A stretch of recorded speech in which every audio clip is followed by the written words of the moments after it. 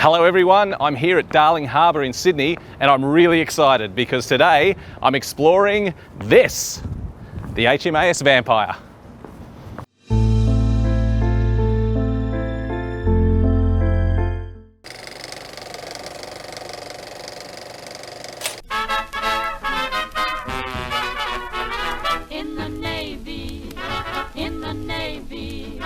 Every Navy man's a right guy.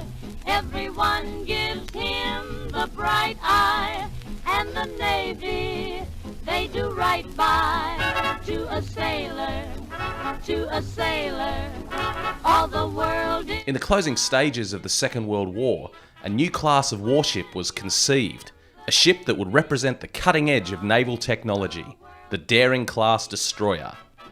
And although the war ended before this concept became a reality, the Daring class became the workhorse of the British and Australian navies for the next 4 decades, plying the seas throughout the Cold War and Vietnam. Yet despite more than 40 years of dedicated service, today only one Daring class destroyer survives.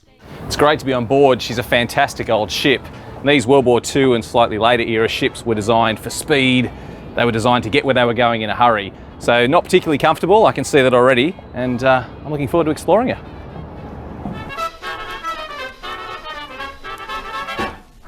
Here comes the Navy, break out the red, white and blue. Here comes the Navy, fighting in the... You see these big ships from the outside, but it's not until you get on board that you realise just what life was like on a ship like this in the Navy. I mean, it's cramped, it's busy, it's crowded. You're never on your own. I mean, look at this section we're standing in here. There's 11 or 12 beds around us. Imagine when this was crowded with sailors, the noise, the smells. I mean, you don't realise this until you get on board and see just how cramped it is, how little space you had, how little privacy people had on board these ships. Just extraordinary. James, it's a fantastic ship. It's really impressive. So it's a just post World War II era ship, isn't that right? Destroyer. Yeah, that's correct. The Daring class destroyers, of which Vampire is one, were designed towards the end of the Second World War, and so the war ended. But nonetheless, they had these designs, and the ships were under construction.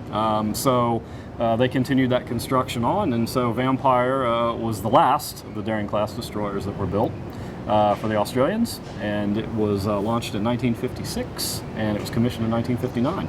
It's actually the second Vampire, isn't there? Because there was a Vampire during the Second World War that this took its name from. That's right. There was a Vampire 1 that had a fairly illustrious career in the Second World War, and it was sunk off Sri Lanka by the Japanese in an aerial attack. So when the Daring class destroyers were designed, they all took names of what was called the Scrap Iron Flotilla. These were all these various vessels that were precursors who had served in the Second World War, and Vampire was one of those. Where did the name come from, Vampire? It's an unusual name for a ship. It is a bit odd. I think a lot of it had to do with the fact that those scrap iron vessels all had V in their name. So you had Vendetta, you had Vampire, and it's kind of a tough sounding name, so sure, why not use it? Fair enough. Hopefully it instilled fear in the enemy wherever they heard that Vampire was in the area. We are the blood-sucking destroyer. We will destroy you. Yes. So Vampire started serving in the 50s, so Cold War era, and then she served right through until the 80s. Is that correct? That's correct, yeah. Fairly lengthy career. Was decommissioned in 1986. Towards the end of its career, it served as a training ship. So starting around 1980, it went out of active service as a combat asset and became a training ship. Because this is a really difficult time in history, isn't it? We're talking Cold War here. We're now talking, just towards the end of Korea. We're talking right through Vietnam. I mean, there's a lot going on in the world, and navies were really important at this time, weren't they? Yeah, they absolutely were. And Vampire was kind of interesting because it served as a transition almost. In the Second World War, a lot of the fleet assets, warships, they all had guns. They were gun-based armament ships. And as the war ended and you see the advent of the Cold War, that shifts. Missiles become sort of the predominant armament on vessels. So Vampire is interesting because it represents that transition. It always had guns. That was always its main form of armament. But towards the end of its career, they actually started putting missiles on the vessel as well. Oh, so that's fantastic. So this represents the end of one era and the start of the more modern naval era. That's right. Fantastic. Well, let's go and have a look around. Sounds good. Let's do it. So James, this is obviously the business end of the ship. This is it. So we have a 4.5 inch Mark V guns. Vampire had 3 turrets like this, so 2 mounted forward, 1 aft, and yeah, this is where the business took place.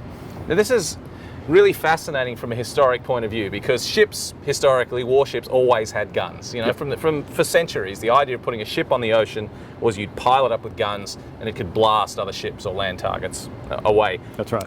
That's not how it works anymore, is it? We now have the modern era of missiles. And this ship, the thing I love about this ship is it represents the transition, doesn't it? From the old gun style, the old way of fighting a war with guns, to the modern way of fighting with missiles. Tell us about that. Right. Yeah. So yeah, Vampire came along right on the tail end of the Second World War.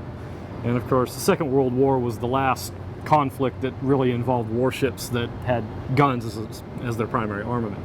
So, you know, it came in on the tail end of that. It was designed for that. But then, of course, as we move into the 1950s and we move into the beginning of the Cold War, you see this rapid sort of explosion of different types of weaponry. And missiles come to the fore. You know, that becomes the primary armament of warships moving forward. Guns still exist, but not the big guns. They move down to smaller machine guns and quick-firing cannon. Guns that can really fire a lot of bullets very quickly. So the interesting thing about the guns on Vampire is that they were manually fed. You know, unlike the quick-firing cannon that we have today, that are, you know, each round is automatically fed into the gun and it repeats. You had to manually put a shell into this gun, each of them. So they would come up from the gun bay, you would load them, fire the gun, eject the shell, and repeat the process. Anchors away, my boys, anchors away. Farewell to college joy. Like all destroyers, HMAS Vampire was designed to be sleek and fast, so offered limited space for the more than 300 crew members on board. But it's not until you go below decks that you realise just how cramped and claustrophobic life on a warship could be. Once more, he's wishing you a happy voyage home. James, we're in this rather narrow space here. Obviously not designed for tall people, this ship. No. What room are we in? And talk us through it. You know, imagine I'm a sailor. This is where I'm stationed on board the ship. What am I doing in this room? This is the gun bay for a turret, so one of the forward turrets on the ship. And this is actually a very critical room because what this is this serves as the link between the magazines, where the shells, shell casings, and the projectiles that go into the guns are kept, and the guns, which are actually sitting over our heads. So the magazines are underneath us, the guns are overhead. And what would happen was, people below in the magazines would send the shell casings up and they would send the projectiles up individually. They would come up through chutes, they would come out, they would come onto these racks. So the upper rack is where the projectiles go. The rack just beneath it is where the shell casings went. And so they would start moving these around and then they would assemble them. So the shell casing would come up, it would be attached to the projectile, they'd move them along the chain and then fire them up into the gun room, where they could then be loaded into the guns and fired. It must have been like the working in here. It's so cramped. I mean, there must have been lots of people in here, noisy, cramped, hot. Yes. I mean, what would it have been like to work in this room? Hotter than Hades, I would imagine. Incredibly hot, noisy, very frenetic. I mean, because if you're in here doing work, that means those guns are firing and something serious is going on. And to make it even more complex, you know, as you say, it's very confined. You've got height restrictions. Now I'm okay. someone your height, of course, would have a hard time navigating around without smacking their head, I'm sure. But in addition to all of that, this bit that we're standing on actually moves. When the turret moves, this all moves with it. And the thing is, the guys up there don't tell you when that's going to happen. So you're down here trying to load shells, which is a very hazardous thing and potentially very deadly, and all of a sudden the floor underneath your feet literally starts moving. So in addition to all the other conditions, you're also trying to keep your balance as this thing is rotating around, and also the ship is probably moving because of the swell outside. So let me just get this straight. It's hot, it's cramped, it's noisy. We're on a rocking ship at sea, and then it moves. The whole room rotates. Yes. This must have been the least desirable job on the ship. Well, yeah, I don't know. I mean, I'm sure there were plenty of people who probably saw it as a challenge and probably had a great time down here. And I would imagine, like any task, once you do it enough, you get a sense of it, and you can do it, with your eyes closed. Although I don't think I'd want to do anything in here with my eyes closed, quite frankly. It's just such an incredible apparatus. I mean, I'm looking here at, it's nothing but levers and buttons and racks and frameworks. I mean, just the technology, even for this, which is a relatively old ship now, the technology that goes into this, it's incredible, the ingenuity. Basically, the efforts people go to hurt other people. It's incredible. That's right. And you see it here when you stand in a room just like this one. Yeah, absolutely. I think that when you see a room like this, it does give you a sense of how intricate these ships are and how much goes into their design and their construction and their operation. It's not a simple matter of load a shell in a gun and fire it. There's much more to that. And this is just one room in the larger ship.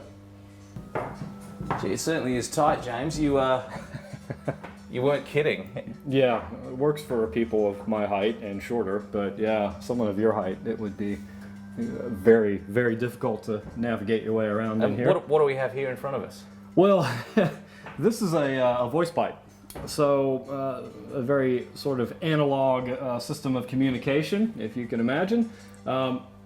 The guys who were in the gun bay here, this was their means of communicating with the people up in the gun room where the guns actually were. That's not high tech in any way. No, not at all. And given how noisy it probably would have been in here when this room was in full operation, it would have been difficult because you talk and then you listen. So you hope whoever is doing the communicating has excellent hearing and also a nice, big, powerful set of lungs. Imagine that with the guns roaring overhead. It just can't even. Yeah. No. I can't imagine it worked very effectively. But I mean, these have been on ships for centuries. So Yes, they have, and pretty much all the ships in the Second World War, all the warships used these. I mean, they were the predominant form of communication between decks. Anchors away, my boys, anchors away. Farewell to college joy, we sail at break of day. Through our last night. James, the thing I love about Vampire is it's not a ship that necessarily tells a story of combat and battle on the high seas. This really is an insight into life at sea for sailors, isn't it? Tell us about this room we're standing in now. What does this represent on board the ship? Yeah, no, you're absolutely right. One of the things that we've really tried to focus on at the museum is using Vampire as a representation of what life was like for the men who served aboard these ships and women, and also their families. We're looking at the bigger picture as well. So the room that we're standing in is the gun room. Now this is a room where the cadets and the midshipmen slept, and this was their accommodation.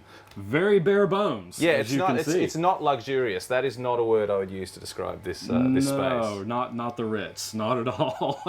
So who was using this room? What were they using it for? So you had your midshipmen and your cadets. They were sort of officers in training, and this is where they put them.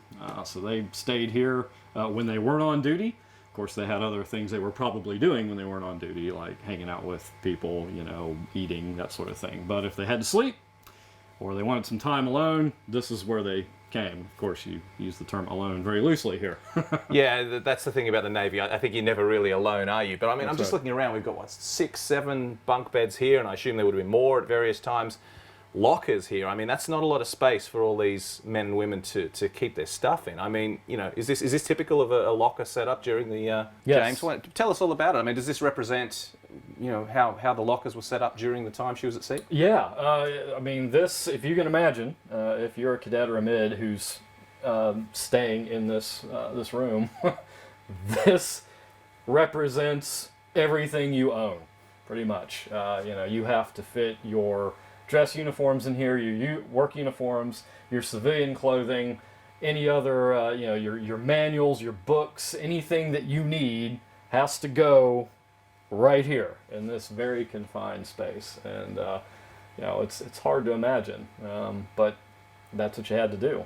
Space is at a premium, you know, and warships were not, you know, they were not meant for pleasure cruises. They had a job, and that job was potentially fighting a war. So a lot of the space, the majority of the space, was devoted to the weapon systems, you know, devoted to the radar, devoted to everything that you needed to make this ship functional as a warship. So things like space for your clothing and everything else, it didn't quite matter as much, and so you had to fit everything right in there. Yeah, I think that's the word. Not a lot of space, I think, sums up, you know, the rooms we've seen so far. This is a cramped environment. I mean, it must have been pretty difficult for the crew a lot of the time. I mean, there's the old saying about war that it's months of tedium followed by hours of terror. Yeah. And I mean, this sums it up. I mean, what was life like on board this ship when it was just patrolling the seas, when it wasn't in action? Oh, well, it definitely would have been cramped. You would have had to have gotten along with the people that you were in accommodation with. I'm sure that disagreements broke out, fights broke out.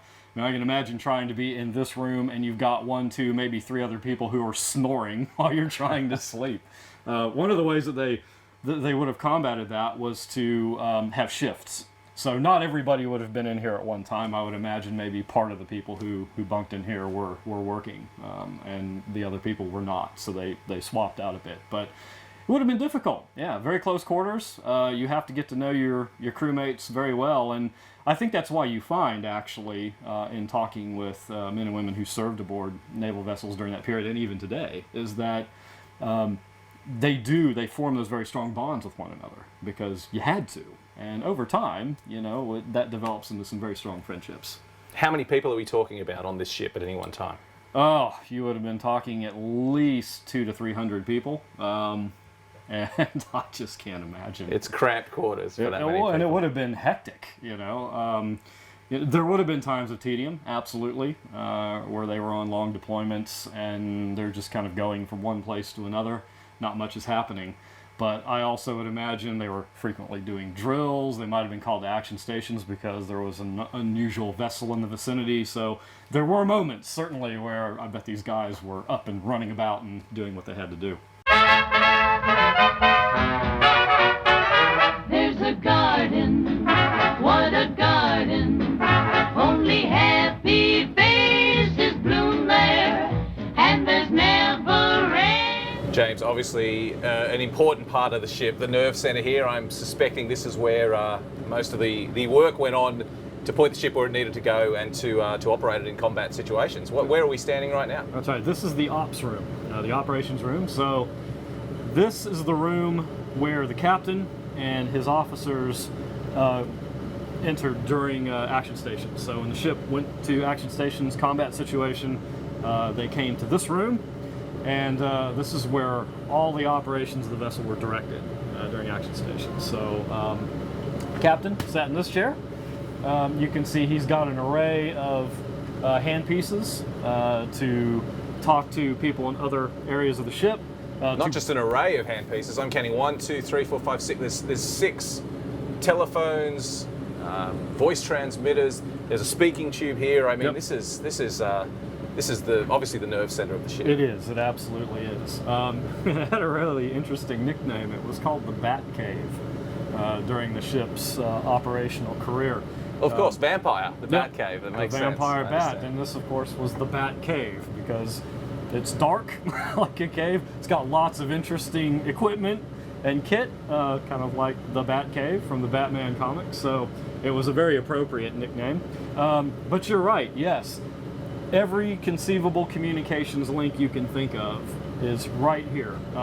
That's throughout the ship to ship, ship to shore, and you'll notice that not only do you have your high-tech means of communication, as you pointed out, you also have voice pipes everywhere. So in the event this is all knocked out, they can still communicate.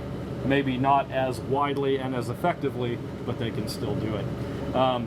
One interesting thing about this room is that there was a tomahawk that was kept in here.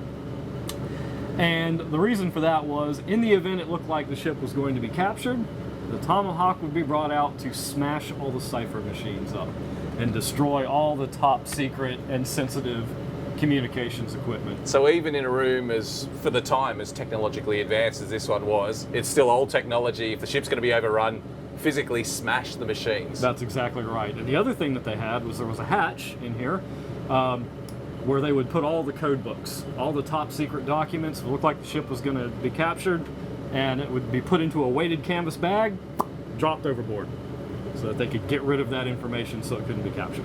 So James, we're standing now in the bridge. This was obviously, the room that determined where the ship went.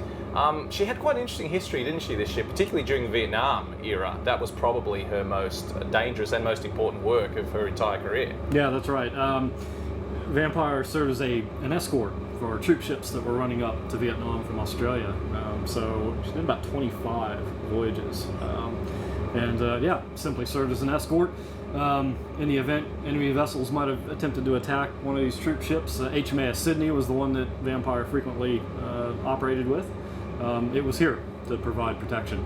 I think that's going to be really important for our audience members, because we have a lot of people that tune in who either served in Vietnam themselves or had family members who served, and a lot of those men that went to Vietnam went on board the Sydney. It was one of the most famous ships that carried people to Vietnam. Yep. So it's amazing to think that we're standing now. Imagine what the view from this bridge would have been like 30 or 40 or 50 years ago, escorting those ships to Vietnam, and always the risk of coming into enemy contact. Well, that's right, and particularly during that era, the danger came from the sea and the danger came from the air, and probably more likely from the air was the concern. So you had to stay sharp, and you're trying to protect not only yourself, but you're trying to protect all the ships under your protection. So it was a very involved role. It was dangerous, or potentially dangerous, and I know that it would have been a fairly intense situation to be in the closer you got to Vietnam.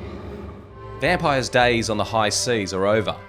Never again will she echo with the sounds of her crew rushing to action stations or the roar of gunfire on a distant target.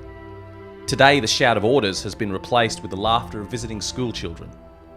And yet, she still continues to serve, not as an implement of war, but as a reminder of service and sacrifice, and as a link to a past that should never be forgotten.